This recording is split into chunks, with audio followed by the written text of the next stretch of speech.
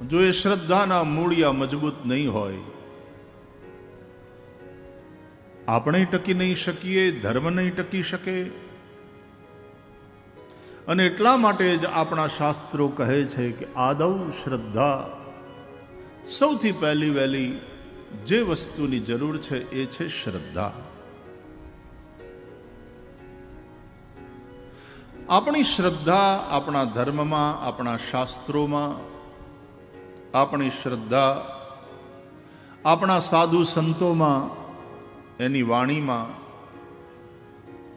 આપણી શ્રદ્ધા ઈશ્વરમાં. શ્રદ્ધા છે ને પાર્વતી છે, વિશ્વાસ મહાદેવ છે. ભવાની શંકર વંદે શ્રદ્ધા વિશ્વાસ રૂપિણવ. વિશ્વાસ રૂપી શંકર જો તમારા જીવનમાં નહીં હોય, જીવન બહુ મુશ્કેલ બની જાય. તમે ખાવા બેસો ને તમને વિશ્વાસ ન હોય, એની જગ્યાએ અવિશ્વાસ થાય ને શંકા થાય કે આમાં કોકે ક્યાંક ભેળવી તો નહીં દીધું હોય ને, નિરાતે ખાઈ શકો. તમે જે વ્યક્તિને મળો છો અથવા તો તમે જેની સાથે રહો છો એનામાં તમને વિશ્વાસ ન હોય, જીવન બોજ બની જાય. આપણા વડીલો એમ કહેતા કે વિશ્વાસે વાણ હાલે, અને વિશ્વાસ આંધળો નહીં. આપણે બે આંખ્યું છે ને તોય આપણે બે આંખે આંધળા નથી કહેવાતા. મહાદેવને 3 આંખ્યું છે, ત્રિલોચન છે. મહાદેવ વિશ્વાસ છે, એ આંધળો ન હોય. હકીકતમાં આ જ્ઞાન રૂપી ત્રીજી આંખ જેની ખુલી ગઈ છે એ વિશ્વાસ. જ્ઞાન એટલે જાણવું, અનુભવ કરવો. મેં આ માણસને જાણ્યો છે, મને એનો પૂરો અનુભવ છે, મને એનામાં પૂરો વિશ્વાસ છે. આ વિશ્વાસ એ જ કલ્યાણકારી છે. શિવનો અર્થ થાય કલ્યાણકારી. વાતે વાતે અવિશ્વાસ, વાતે વાતે શંકા, વાતે વાતે વહેમ,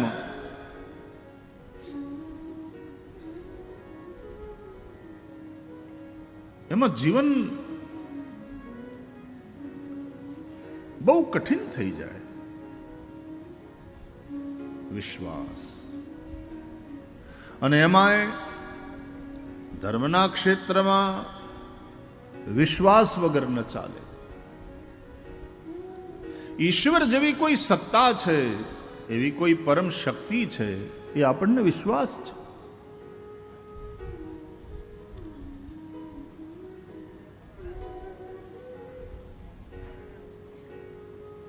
ભલે દેખાય નહીં પણ તોય છે એવો દ્રઢ વિશ્વાસ. હવા નથી દેખાતી પણ છે એનો અનુભવ થાય છે ને.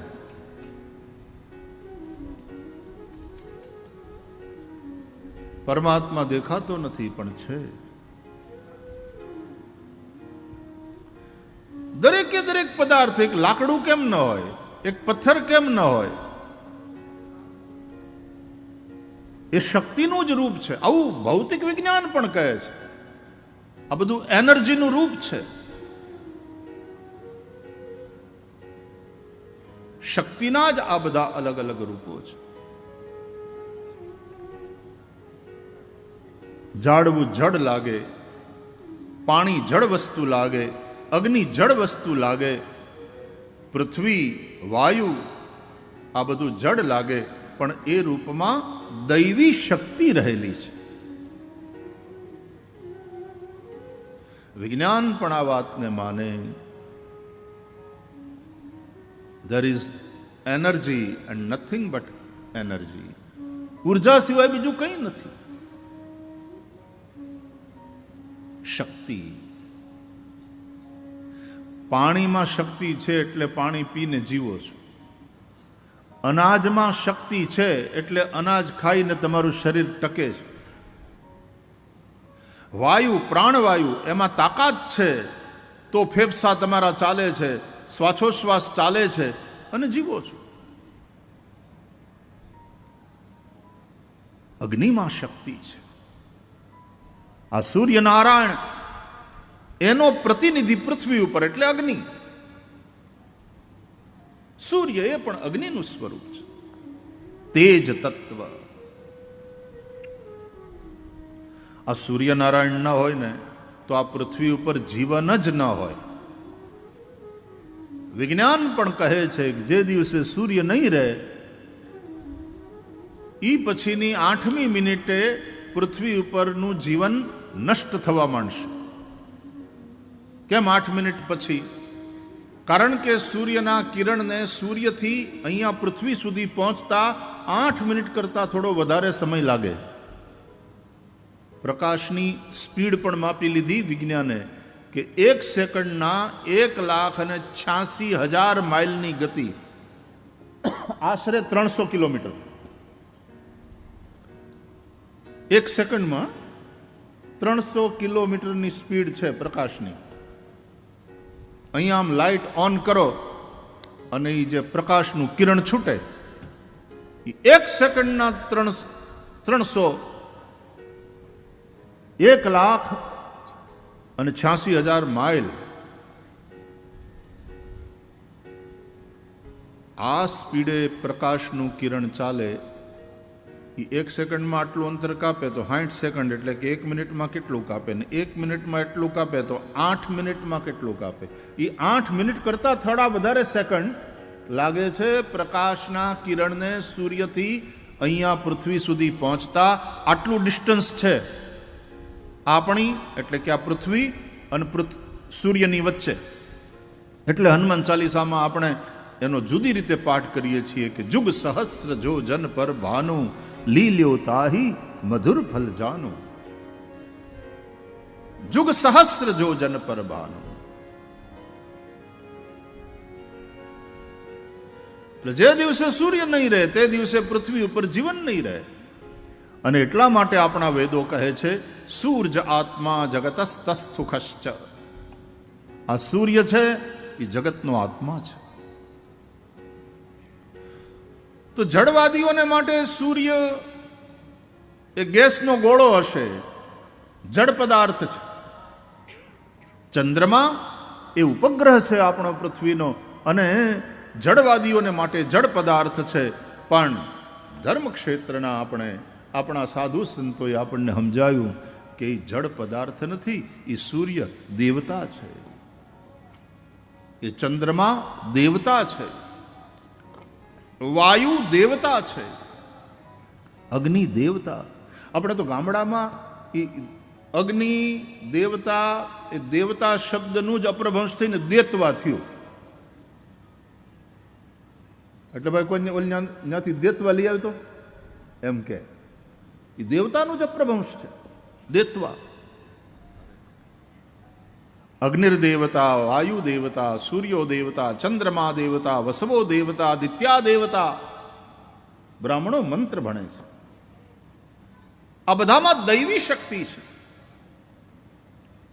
તમને એ પદાર્થ દેખાય છે પણ એ પદાર્થની અંદરની શક્તિ એ તમને દેખાતી નથી. પણ તમે પાણી પીવો એટલે અનુભવાય.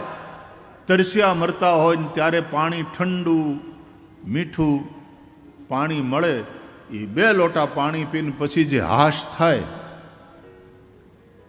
એ પાણી તમને જે જીવન આપે છે. જળ વગર જીવન નથી. આ અગ્નિ ન હોય, આ સૂર્ય ન હોય તો જીવન નથી, વાયુ ન હોય તો જીવન ન ટકે. જેને જડ આપણે માનીએ છીએ એ રૂપે દૈવી શક્તિઓ રહેલી છે. આ આપણને આપણા વેદોએ સમજાવ્યું, આપણા ઋષિઓએ સમજાવ્યું. આપણને શ્રદ્ધા છે. અને શ્રદ્ધા એટલા માટે કે આપણે અનુભવીએ છીએ. અન્ન દેવ છે. ખાધા વગર કેટલા દિવસ તમે રહી શકો?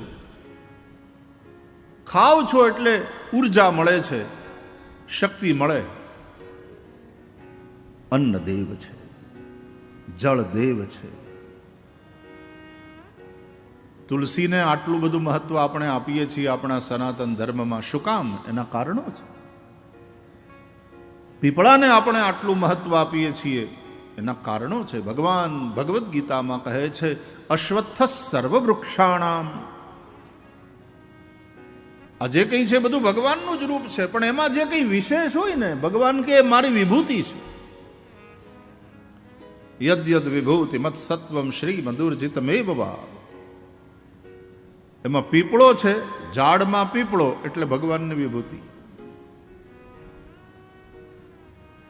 પીપળાનું મહત્વ છે એનું કારણ છે, તુલસીનું મહત્વ છે એનું કારણ છે, ચાર પગા પ્રાણીઓમાં ગાય એનું મહત્વ અને એનું કારણ છે. એટલે ગાય છે, પીપળો છે, તુલસી છે. હમણાં નરેશભાઈ કહ્યું એમ નદીઓ હોય, પર્વતો હોય, આ બધાની આપણે પૂજા કરીએ છીએ. આપણા સાધુ સંતોએ આપણને શીખવાડ્યું. ગિરનારની પરિક્રમા લાખો લોકો કરે. તમે વ્રજમાં ગોવર્ધનની પરિક્રમા કરતા લોકોને જુઓ, લાખોની સંખ્યામાં લોકો. એમાં ગુરુ પૂર્ણિમાના દિવસોમાં અષાઢ સુદ 11થી લઈને પૂનમ, એ 5 દિવસ તો ત્યાં જે ભીડ હોય, નાનો એવો કુંભ મેળો લાગે. તમને રોડ ક્રોસ કરીને તમે ઓલી બાજુ ન જઈ શકો, આટલી ભીડ. ગિરિરાજ ગોવર્ધન બીજાને માટે પર્વત હશે, જડ વસ્તુ હશે. ભક્તિ માર્ગમાં એ હરિદાસ વર્ય છે. શ્રીમદ ભાગવતમાં ગોપીઓ કહે છે, હંતાય મદ્રી રબલા હરિદાસ વર્યો યદ રામ કૃષ્ણ ચરણ સ્પર્શ પ્રમોદ.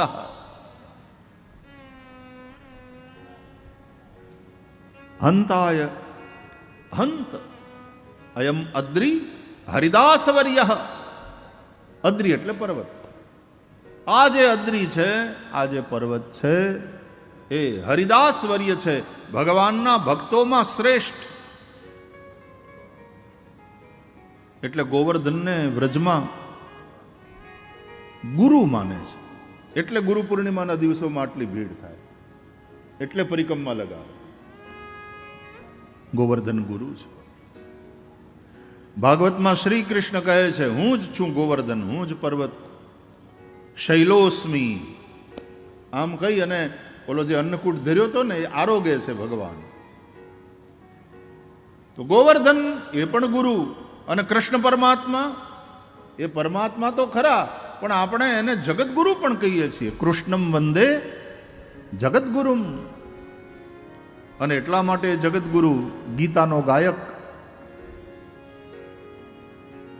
એણે ધર્મોપદેશ આપ્યો અર્જુનજીના માધ્યમથી. આજે આપણે બધા ભગવદ્ ગીતાનું પાઠ કરીએ, એનું ચિંતન કરીએ. પાર્થાય પ્રતિબોધિતામ ભગવતા નારાયણેન સ્વયં વ્યાસેન ગ્રથિતામ પુરાણ મુનિના મધ્યે મહાભારતમ અદ્વૈતામૃતવર્ષિણીમ ભગવતીમ અષ્ટાદશાધ્યાયિનીમ અંબ ત્વામનુસંદધામિ ભગવદ્ ગીતે ભવદ્વેષિણી.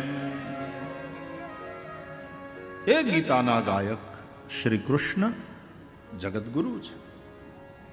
કૃષ્ણમ વંદે જગતગુરુમ. તો આપણા ઋષિઓએ આપણને સમજાવ્યું. વેદોની વાણી, ઉપનિષદોનું ચિંતન, એ પુરાણોમાં વ્યાસજીએ કથાઓ દ્વારા આપણને પીરસ્યું. પણ એ બધું સંસ્કૃતમાં. એટલે આપણા સંતોએ, પછી નરસિંહ મહેતા હોય, મીરાબાઈ હોય, સવારામ બાપા હોય, દાસ સતાર હોય, નરસિંહ મહેતા હોય, અનેક સંતોએ એ જ વાતોને સંતવાણીમાં પીરસી. એ વાણીમાં, એ શબ્દોમાં આપણને શ્રદ્ધા છે. એ મહાપુરુષોના એક એક શબ્દ આપણા માટે મંત્ર છે. આ શ્રદ્ધા છે, એણે આપણને ટકાવી રાખ્યા છે. જો મૂળિયા ઊંડા નહીં હોય તો ઝાડ ટકશે નહીં. આ જ વાતને સંતવાણીમાં આપણા સંતોએ ગાઈ. આ વેદો અને પુરાણોએ કહેલી, પુરાણોમાં લખાયેલી આ જ વાત સાધુ સંતોએ ભજન વાણીમાં ઢાળી છે. એને શીલ ને સંતોષ બે ફળ હોય. શીલ તમારું એક ચારિત્ર તૈયાર થાય, એક સાધુ પુરુષનું ચરિત્ર, અને જીવાતા જીવનથી સંતોષ. જો મૂળિયા ઊંડા નહીં હોય તો ઝાડવું પડી જશે. શ્રદ્ધા નહીં હોય તો નહીં ટકો.